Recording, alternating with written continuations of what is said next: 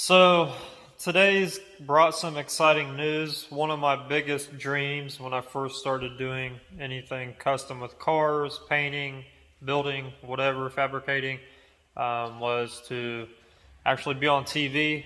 No matter what, as I was a kid, the big thing was to get into magazines. It was just popular back then. The internet really wasn't evolved as much as it is today.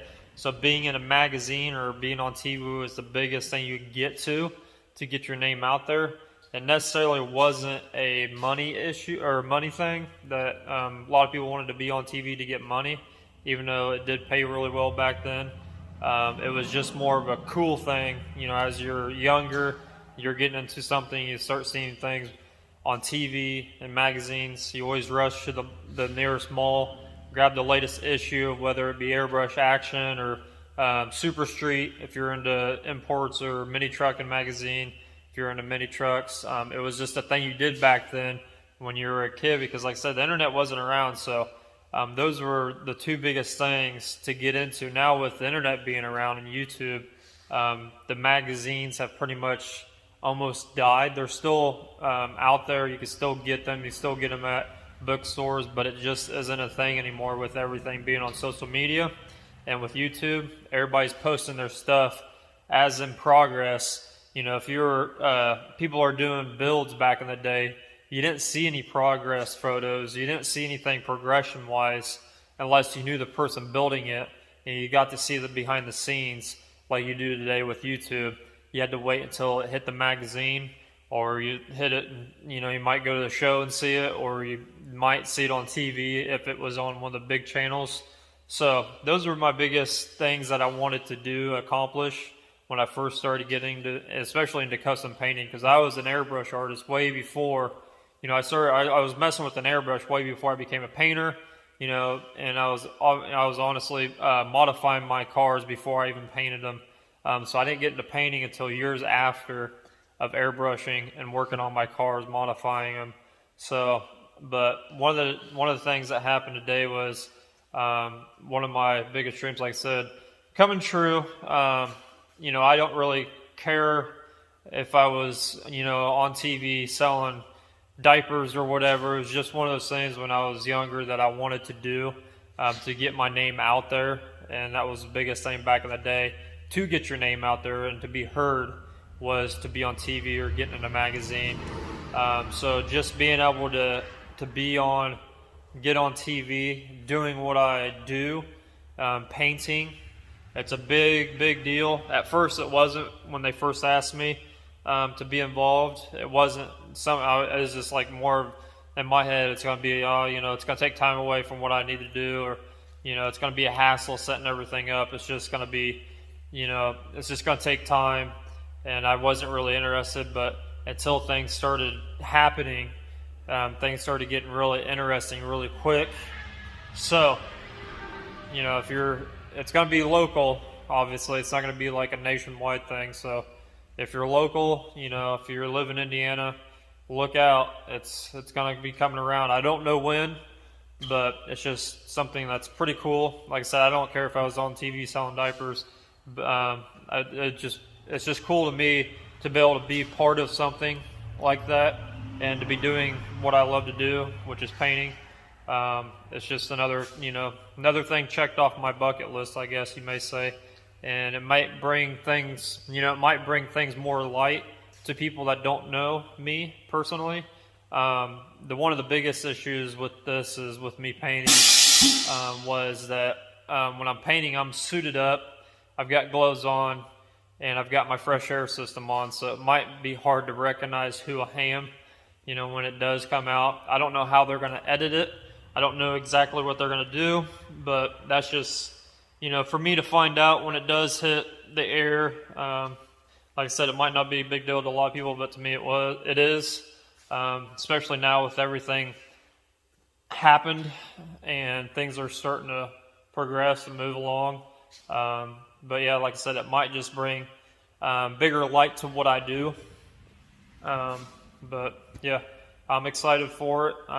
But to get into today's video, it's going to be a continuation on to what the last video was. So if you haven't been watching this as I'm building this Civic and doing stuff to it to get it ready for paint, because that's the end goal of this. We're going to paint this whole car. It's going to be a crazy custom color. I'm depending on what I'm debating on, and depending on what I've asked you guys in the comments to kind of weigh in on this, of what color you think we should paint this car. So I'm going to have a little bit of feedback from you guys from that, but in my head I've got a couple ideas already.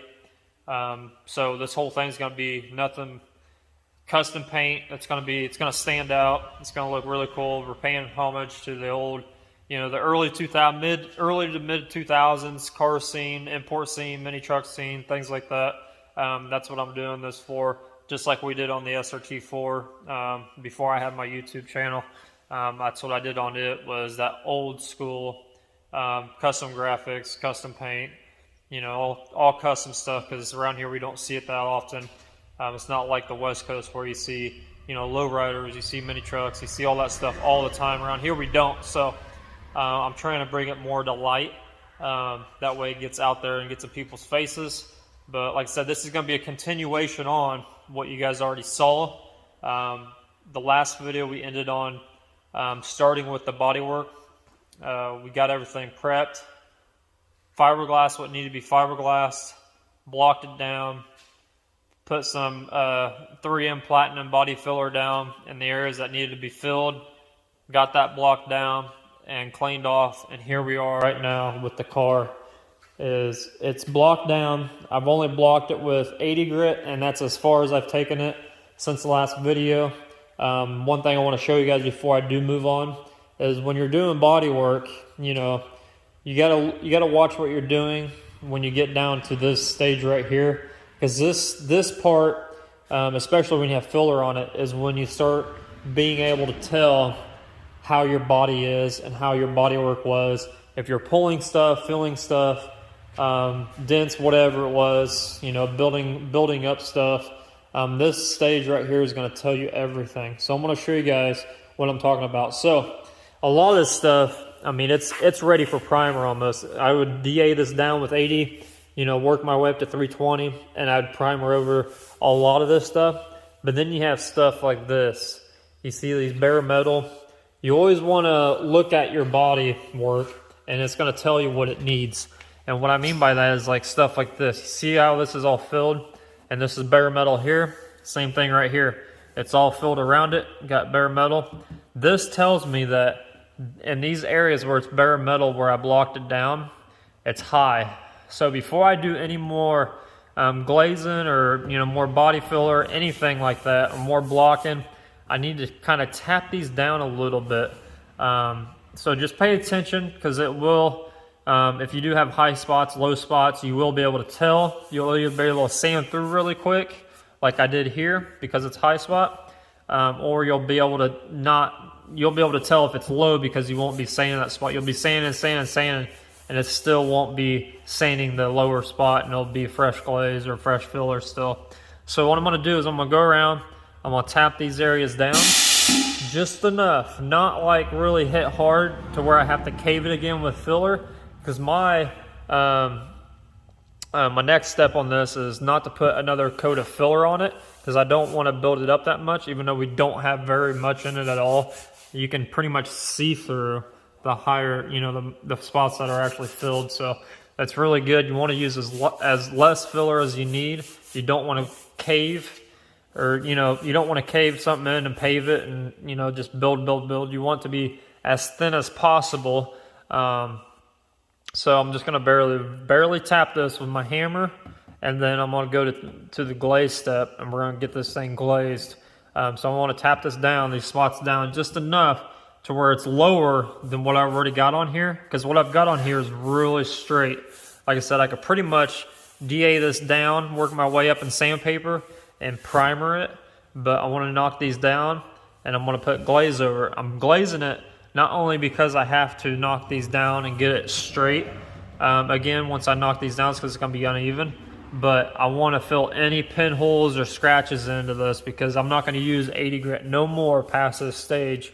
I'm going to be working my way up to 180, and then I'm going to go to 220, and then I'm going to DA it down with 320, and then I'll be ready for primer at that point. So it goes by really quick if you just take your time in the beginning. Make sure your metal's straight, because if you're at this stage and you didn't get anything straight, you're going to be able to tell really quick, and you're going to have to go back and forth with body filler.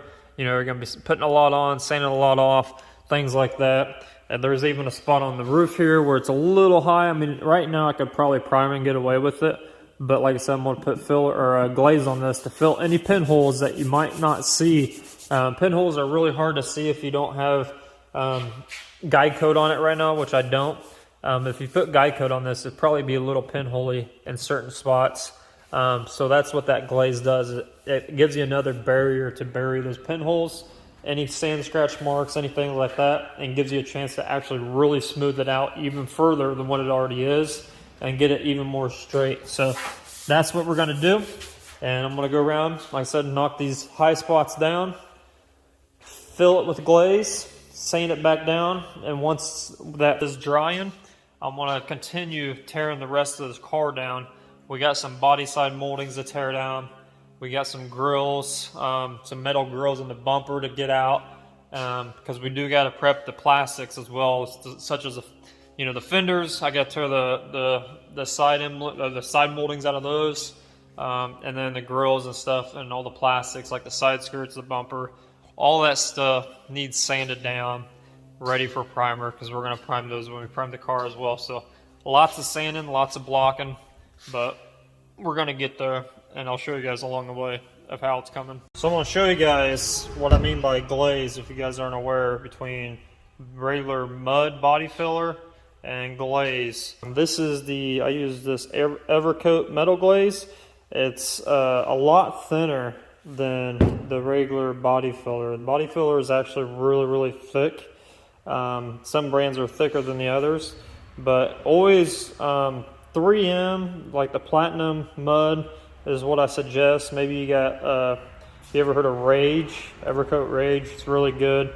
But anything with Evercoat is pretty decent as far as quality and sanding abilities. A lot of mud out there. Like if you go to the AutoZone or Advanced Auto or O'Reilly, they got that 3M, the red mud. It's just junk. Don't use it. You're just wasting your time. It's not really great at all. This stuff, if you've never used it, like I said, you just use it over top of your body filler. I'll show you guys what I mean. So everything I just did, I just put a really light skim coat over it. This stuff is not made to be built up like anything like you can do with mud as far as filling in anything. This is just there for pinholes, maybe to get a little bit straighter, just a tiny bit. But when you go to use this, your body work should be pretty much 90% of the way done as far as getting the dent out or whatever you're fixing needs to be fixed straight. This is just there, like I said, for sand scratches, to kind of hide any type of pinholes, craters, anything you got with your mud. This will fill it, as well as kind of just going over everything that you just did. If you're having problems with pinholes when you go to prime, it's because of this. You're not using this. You're just using regular mud. A lot of guys will actually use this. They'll mix the two. They'll mix this in with their body filler, which is all right. I mean, some guys like it, some guys don't. I always do the second process and just put this on as itself. It works really well for me. I don't get any pinholes. Just make sure your surface is really clean. This stuff is really runny. Like I said, it's really thin. So if you use a lot of it, it's going to fall right up to the floor, especially if you're working on a side panel like this. It's just going to run right off. So I always get enough on my spreader to where I can just kind of, I don't really softly put it on. I put it on with a little bit of strength because I smear it, because I'm not using it to actually get anything straight or to fill any type of dent in. I'm using it more or less to fill in any pinholes and things like that. So I'll put as you can tell, this is not thick at all. It's really thin. You can see through it for the most part. It's just there to be there. Makes your primer work a lot better in the end. And I use it to bridge stuff too as well. Bridging just means that I've connected multiple areas that I think that needs a little bit of it in there.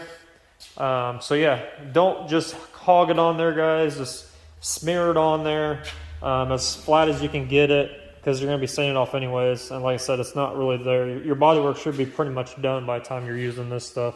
This is just there to be there for an extra coat to fill any imperfections or anything like that in.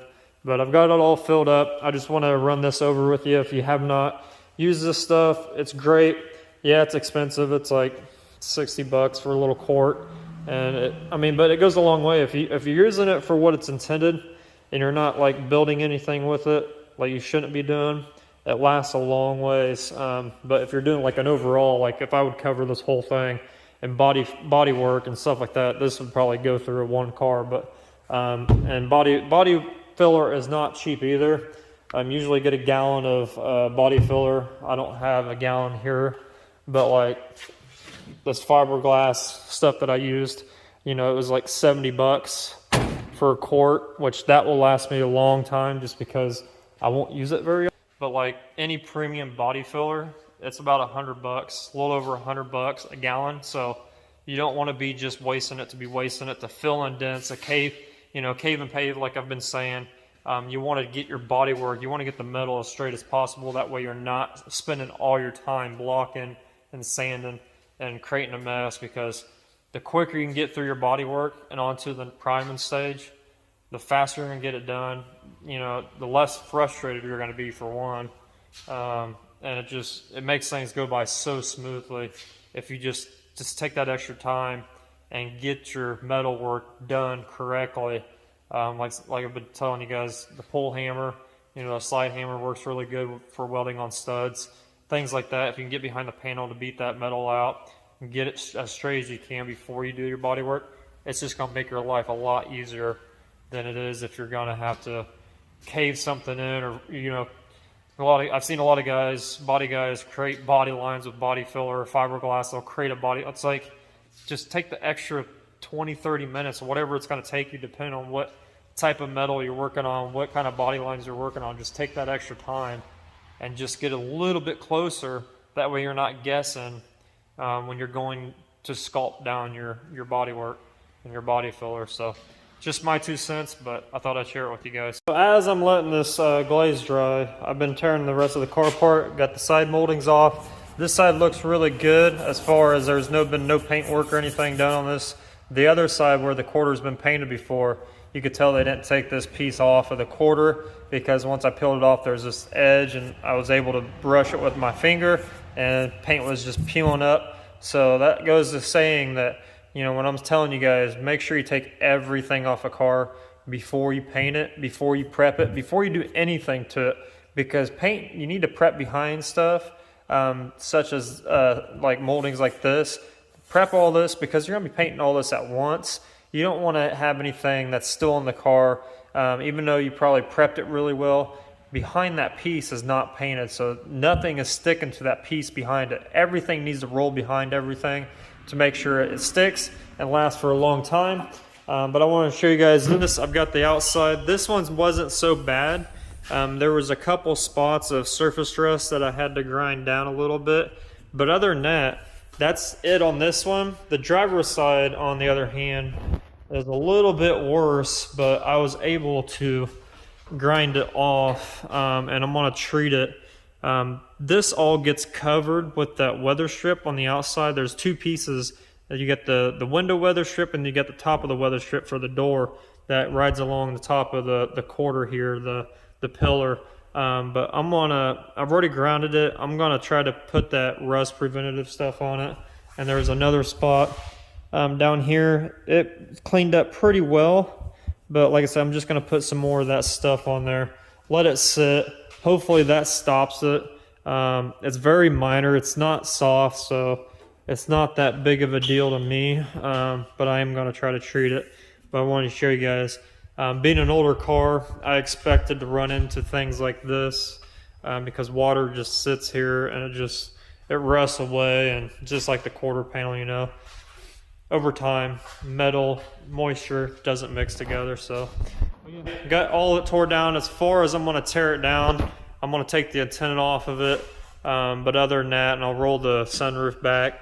But for priming purposes, you know, this is as far as I'm going to take it until I'm ready to paint it. When I'm ready to paint it, I'm going to tear the doors completely off. I'll gut everything inside the door and then just paint it as a shell. When I go to paint the car as a whole, it just makes for an easier, cleaner job. That way I can paint everything at once and everything matches at once. So I've seen a lot of YouTube channels lately, especially the ones that have been doing, you know, car builds for a long time, not taking stuff apart, not doing it your project justice, leaving things on. Like I was watching one the other day, they were sanding the car while they had everything on the car. It's like, do you realize if you hit anything such as your weather strip, you know, your door handle that doesn't get painted, any type of body moldings that are not painted, you hit any of that stuff with sandpaper, you just ruined it. You got to get a new one. Unless you just don't care and you're going to replace it anyways, or you just don't care, you're just going to tape it on. But just take everything apart before you do any type of body work. I know this car, I've been slowly taking it apart as I'm doing body work, but I've been doing this for years. I mean, I've got almost 20 years in doing stuff like this. So when I'm doing it, I'm paying really close attention to what I'm doing.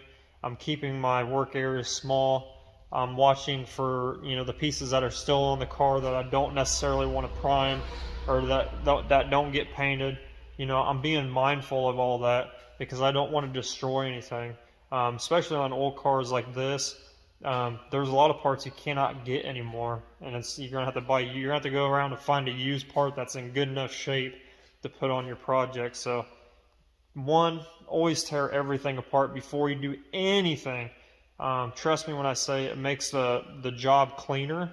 It makes your parts, when you go to build everything, cleaner.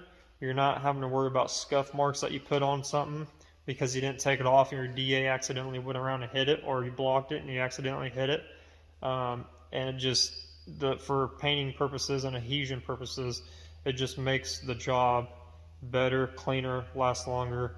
So just take stuff off and do it the right way the first time. And for those of you that I've seen prep cars that are using, you know, wet sanding and anything like that, take your stuff apart. You know, if you're taking the windows out and things like that you need to do the door jambs, you're doing a full respray of the door jambs outside, not just out the outside. You know, tape that stuff up to where if any water tries to drip down inside your doors, you've got it taped up with tape, paper. Just make it clean, and trust me, it's going to go by a lot quicker for you, and it's going to be a lot cleaner, and you don't have to go back and forth doing things twice. Because that one person I was watching prep their car, they had everything. They had probably 80% of it wet sanded on a DA to blend everything out and paint it. And I'm not going to say any names, but they were having to they were going to paint the whole car. So while you're prepping it, when you still got to take stuff apart and then you got to re-prep it again, you're cleaning it when you're prepping it with stuff on it. Just take it apart, prep it once, and clean it once. Don't go back and forth, because when you're leaving the stuff in, not only do you have to be careful of not hitting stuff, but you're going to have to take that stuff apart anyways, and you're going to have to prep it again. So just take it apart, prep it, do it the right way the first time. You don't have to worry about, you know, wasting your time. You're just wasting your time. I used to do that back in the day when I first started doing this stuff. And I'm going to tell you right now, it seems like a lot of work to begin with, to take a whole car apart and then start the body work, rather than start the body work and then take the whole car apart. It kills your time when you're doing that type, you know, when you're not taking stuff apart first and then you're going, you know, it's a waste of time, trust me. I mean, I'm slurring my words here, but trust me, it's a waste of time. Just take everything apart first, especially if you don't, you know, you're not used to doing this type of work and you're just trying to figure it out on your own. Take everything apart first. That means door handles, trim, mirrors, the glass, you know, weather strip, anything, windows, You know, you can leave, if you're not doing body work around the windows, you can leave those in until you're ready to paint it. That way you're keeping the inside of the car clean, because obviously you got to have somebody out to actually cut those out, unless you've been cutting your own glass out for a while. But that type of stuff you can hire somebody to do, and you can usually wait until the very end to where you're ready to cut that stuff out and ready to, you know, prep that area and paint it. But everything else, take it apart.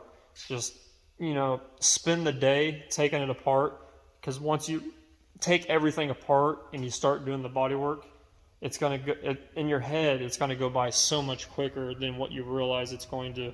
A lot of guys don't want to take things apart because they think it's too much work to be, you know, to do that first, and they think they can just do the body work around stuff.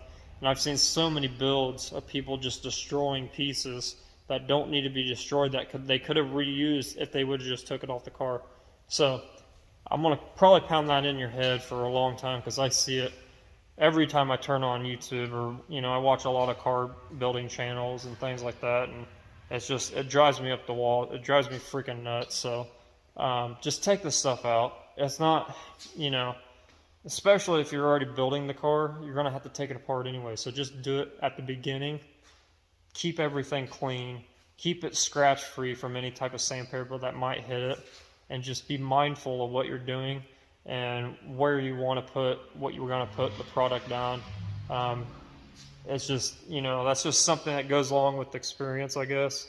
But if somebody like me or somebody that's been doing it for a long time can tell you guys, hey, you can do it this way, and it's gonna seem like a lot of work at the beginning, but it's gonna make your process sped up so much faster, then I think you guys that are actually doing really well on YouTube, building cars, or if you're just doing it in your garage or whatever, if you're doing really good quality work, then this is gonna just make you faster in the long run. Because like I said, it's hard to explain it, because it does seem like a lot of work at the beginning, but it just speeds everything up so much faster. Because like now, the whole car, besides the glass, is tore apart. The only thing I got to worry about is obviously finish sanding the bodywork and then blocking the rest of the car down, prepping the rest of the car. And then it's like I could literally spend probably 4 or 5 hours on this car and get it ready for primer right now. I mean, seriously. I mean, it's not that bad. I mean, the bumper's got a lot of work that needs done to it, the front bumper and the side skirts and things like that need sanded. But as the car itself, I can have this thing ready for primer in a few hours. And, you know, and then at that point, you're letting stuff dry, and then you're going to be blocking it back down. So the car's already tore apart. You don't have to worry about tearing the car apart after you primer it. And your parts that are off the car are going to be clean because they're not on the car. You don't have to worry about overspray. You don't have to worry about scratch marks. You don't have to worry about things sticking because you prep behind everything. Guys, just do it. It's common sense to me. But a lot of you guys may be struggling. Hopefully that helps you a little bit. But I'm going to continue. The glaze is pretty much dry. I'm going to block this glaze down. And then, like I said, I'm going to hard block everything. Go over, you know, I'm going to put a little bit of guy coat on the car to see if I've missed any dents that I need to glaze or fill before I spot primer this thing. And then I'm going to prep the rest of the car, prep the bumpers. And today's Thursday, so tomorrow, there's no reason why tomorrow evening, if I feel like it, or Saturday or Sunday, I could start primering this thing and let it sit for a couple days, block it down, and then put 4 or 5 coats of primer on the entire car. So next week, beginning of next week, this thing should be at least having its first round of primer on it. And I was saying by the end of, you know, by Friday, by the end of this week, I was wanting to get primer on it. So we're really close with timeline here, and it may not seem like I'm working hard on it, but I'm putting 1.5 hours to 2 hours in every day, and I've already got it to this point of where it's really close for its first primer.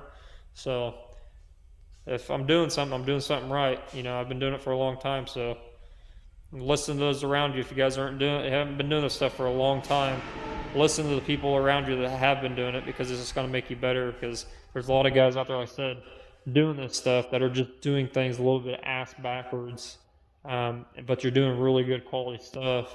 from the looks of it. Haven't seen much of it in person, but this is just going to make it even better. So listen up. I'll show you guys what everything looks like, what you need to be looking for when doing body work. This is where most people struggle is the last coat, last step of getting body work done. I've seen a lot of techs, especially younger techs, that are just starting to do body work. You know, they'll sand everything back off, put more on, sand it all back off, put it back on. So I'm going to show you guys, hopefully this is like a little tip for you to help you understand how to get things not only straight, but make it look uniform. And I'm going to show you the difference in between something that looks like it's ready to primer and something that doesn't look like it's ready to primer. It's hard to explain, but as a painter, I can look at body work and I can be like, yeah, that's ready. It looks really good without even touching it. And there's a lot of times that you can look at it and be like, ooh, that looks like you had some struggle there. It doesn't look right. You got some metal popping through it, bare metal, showing me that there's highs and lows everywhere. There's ways to tell if it's good body work or not just by looking at it. So I'm going to show you guys this. Don't mind the dust. All I've done is blocked it. I have not DA'd it down, so there's block marks in it. But as you can tell, everything looks pretty much like it's uniform. Especially this right here. It looks like it's ready. All it needs is DA'd down, smooth it out, and it's all ready. It feels really good as well. It looks really good. You can always take some wax and grease remover and, you know, wet it and look down the side of it to look at it, see if it's straight or not. But just by looking at it, it looks like everything is ready for primer. And that's just by looking at it. Everything looks uniform, everything feathered out really well. There's no error, or there's no struggles in sanding it. It just looks really, really nice. It's thin, you can see through it. That meaning you didn't have to cake on mud on there to cover everything up. The glaze did its thing, and you had your body work ready from the get-go before you even put mud on it, because it just sanded out and flattened out so well, and there's not much left on it at all. And that's the key to this, is to not only be fast at it, but just take your time from the get-go and do it right. That way you're not struggling. The only part that I didn't like was the roof. They had some areas that was not up to my standards as far as ready to prime, so I re-skimmed it after I blocked it. And then, like I've been told, there's certain ways you can look at a body work and be like, oh, that needs a little bit more love. And one of them is the quarter. So I haven't re-skimmed this yet. But yeah, you could tell there's inconsistencies. There's highs and lows. Right here, there's highs, and there's just looks like, you know, it's just lows. It just doesn't look ready to be primered just yet. It feels really good. It feels like it's straight, but it needs just that little bit more, one coat of glaze, a really thin coat to really finish it off. And another tip I'm going to tell you guys, if you guys are struggling with trying to get body work, you're putting it on, taking it off, putting it on, taking it off. The best way that I can, this is, it's a feeling method. It's not really a telling you how to do something method, but it's kind of like a feeling. So if you've got your body work to where you think it's like 100% ready for body work, you know, body filler. Now glaze sand's a little bit different than the regular body filler. Body filler, like I said, it's thicker. Glaze is really thin. So like when you're sanding a body filler like mud that's thicker, you're gonna have to put some little bit of effort into it. I'm not saying put a lot of force into it, but you just want to put it a little bit more strength into when you're sanding, and make sure you're taking long strokes so you're covering the full area of where you have mud at. I've seen a lot of guys where they'll just, you know, something like this, for instance, and they'll work this area forever, and then they'll go, you know, they'll just work this little area at a time. What you want to do is you want to completely work the area at the whole thing. That way, because what you're trying to do is you're trying to level this with this, which is the regular steel. There's nothing behind here besides paint. So you're trying to level this with this. So when you're just doing this, you're creating your own body, you're creating your own ruts, you're creating your own dents. But when you go across the whole thing, you're even everything out. That way when the sandpaper hits this and this over here, it's going to even it all out, because this is the stopping point. This is the high point. This is the low point. So when you get to this low point, it's going to be feathered out. And that also goes with how you're spreading your mud. Make sure you're spreading it all even. And then with the glaze, I don't really put any pressure at all. I kind of just let it glide across it. And I just let the block and the sandpaper do the work, because the bodywork's already done by the time I'm to the glaze point. It's just I'm trying to smooth it out as far as pinholes and any type of sand scratches or any ruts that I have in the original bodywork that it's filling. So I'm really not trying to re-sculpt it when I'm at the glaze stage. So I'm really just gliding across it evenly, all at once, just like I said, all at once, not just little areas, because you're going to create your own little dents. And then, like sometimes I'll bridge stuff together, like on this, like this quarter over here. Instead of just working this little area, right here, I bridged it with this one. So I was taking really long strokes and I was just bridging them both, because I want this whole panel to be even. So I'm bridging my sanding strokes all together, and that's going to help you when this is done feather edging on both sides. You know because you're pretty much to this layer already. But that's just my little 2 cents. It's more like a filling method, like I said, because you can feel it when you're sanding something that's high on a block. You can almost feel it, grab it when you go across it. So once you stop filling it, and it's just like it's a lot easier to sand, you're really close. So like on this, I took 80 grit and I sanded it down with 80 grit first, mostly almost when it's almost done. And then once I stopped feeling that grit, that touch of it pulling, I knew that it was close, and I switched over to 180 and I finished blocking it with the 180. And then I'll take DA paper with 180 and I'll go around DA everything, make sure it's all smooth, and then I'll hard block the rest of it. But that's what I wanted to show you guys. So it's kind of dust in here, but I wanted you guys to see what the bodywork looks like 100% complete, ready for primer. That way you guys get a good idea of how I finish everything I do off. This side, one side to tell because it's the sun, but as you can tell, everything's block smooth, DA'd all the way down. Gives you a better idea back here, but I went around and DA'd everything down. That way it's all nice and smooth. I got the roof done. Feels a lot better, looks a lot better.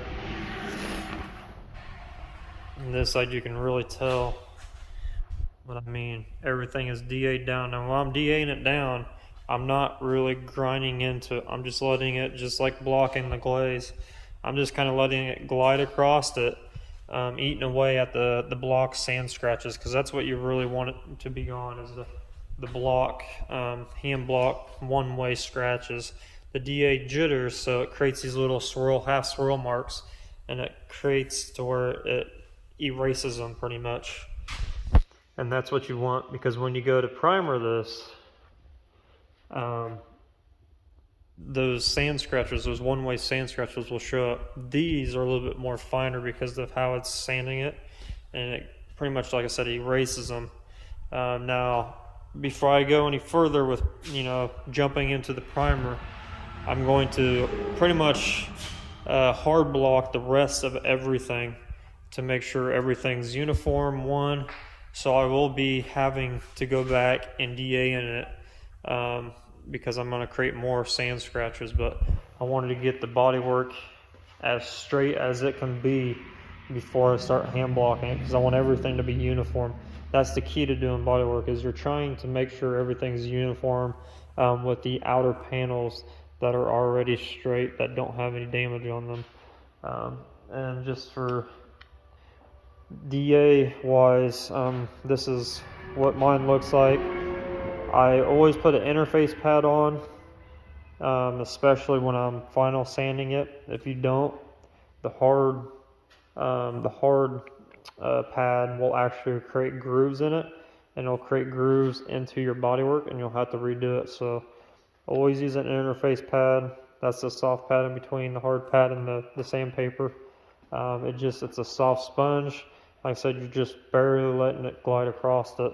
You're not really digging too terribly deep into it, if that makes any sense, because the DA, especially if you got them cranked up and you're just jamming away, it's easy for them to cut into your bodywork and kind of destroy what you've already done. So, but I wanted to show you guys that before I ended this video.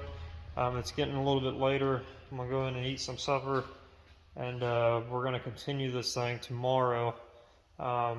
I know I said I want to get most of it in primer tomorrow or Saturday, but like I said, I'm not really in a hurry. This is kind of like a winter project that I'm trying to get done before the winter, I guess. But I really want to make sure everything's really nice and clean and fixed and done right before I put any type of paint on this. So I'm going to be double checking, triple checking everything that I've already done.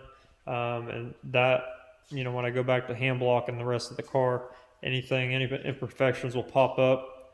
We'll fix them then, and then we'll do the minor body work, and then we'll go to the primer stage, just spot priming first and fully priming. So that's another thing I want to let you guys kind of things that I've seen in the industry is a lot of people nowadays are really in a hurry to get stuff done,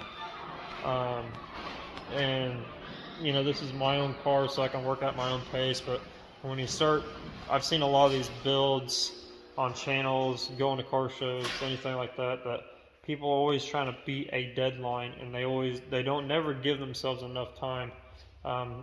Like SEMA, for instance, they do these extravagant builds that are really, really nice. Most of them are, some aren't, and they just don't give themselves enough time to do them. And to me, that's just, that's one thing I don't like about SEMA builds is it's overhyped for one, and for two, the quality nowadays is just terrible on them, and people are just rushing them to slap them together. And you can tell, if you ever gone to SEMA or have ever seen a car, pictures or whatever, you know what I'm talking about. And if you're in the industry, you really know what I'm talking about. It's just one of those things where it's not just SEMA, it's every show that I've usually been to lately, that there's always those cars out there that you can tell they're just rushed. Me personally, I've been asked, especially on this Honda, that you're gonna have it done before the winter and bring it out and show everybody. It's like, I'm working at my own pace, guys. Like, I'm not in a rush. This is kind of like a back burner project to have something to do over the winter, and to fix it before it gets even worse and just make it nice again. So I'm not really trying to rush it and to getting it done completely. I would rather, if I find anything, let's say I prime this thing, I'm saying, hey, block it down, it's ready for paint. If there's anything that I run into, then issue-wise, that needs fixed, needs repaired, rust, whatever happens, I'm not going to be just like, oh, screw it, we'll just reprimer it and that area, and we'll just put paint on it. No, I'm going to take the time, fix it right, make sure it's done, one and done, and then primer it and move on. That's just me personally. I used to not be like that. I used to just be like, let's rush, get it done, but it's never got me in a good position. So that's just my 2 cents to anybody who's watching this. If you're doing these builds, if you're doing anything that you are taking your pride in, and you're doing a lot of work to, just take your time. Who cares if you miss the next month's car show? I'd rather go to a show and everybody's asking, well, where's your build? You said you're going to have it done. Well, I ran into a couple issues. I decided to take an extra couple days or an extra week or whatever it may take me to fix it, rather than rushing it, getting it done for that show and taking it there and just not being happy with it because there's issues with it and that everybody can see. That's just me, but like I said, just take your time, take a little bit more pride in your stuff, because there's a lot of people out there right now that don't take pride in their work, and you could just tell. And I think the ones that do, take that extra step and that extra time to go over everything their stuff's going to be I mean, that stuff just stands out a lot more than the people that rush their stuff. This is not like a, expensive car or expensive build or anything like that, but, I want it to look good for me. I want it to look good because this is what I do for a living, not necessarily the bodywork wise, but the paint. Anything you put paint over, if it's crap, you're going to notice it. Or even if you vinyl wrap it, I hate vinyl wrap, but even if you vinyl wrap something, you're going to notice any imperfections that you don't fix. So just slow down, take your time. And if you're a shop that has customers that, I need it done by this, tell them, hey, if I can get it done by then, I will. But if something comes up that needs a little bit of extra love, extra attention to, sorry, but I'm going to take my time to fix it right because it's my name going on it. And that's how I am. And like a lot of people will respect you for that because they want, a lot of people do want good quality jobs. A lot of people just don't care. They want things done in a certain amount of time. But just take my word for it. It's better to be slower at stuff, fixing everything, making sure it's done right, than being fast and turning out half-ass quality work. So, but yeah, I'm gonna end it here and show you guys the car one more time. And tomorrow, like I said, we'll start hand blocking it and DAing it down, fixing the plastics. Hopefully that stuff goes by really quick. I'm just gonna pretty much 180 grit everything and then work my way up to 320 on the plastics part. Make sure all the chip paint, all that stuff is smoothed out, feather edged, and then we'll spot prime it and tape up the car and spot primer the rest of it. So like I said, it's going to go quick, so don't blink an eye because it's going to be done rather sooner than later. And decide to take my sweet time on it from here on out, but plan to have this thing in primer before we leave for Florida, like fully primer, which is the last week of October. So that just gives you guys a little bit of timeline. But thanks for watching. Make sure you like and subscribe. Comment down below color choices. I've got some ideas in my head, but if you got something that you've done before that you think is pretty cool, we're going to be using House of Color mixing bank on it. So anything that's up with House of Color that you guys think might work, let me know. Thanks.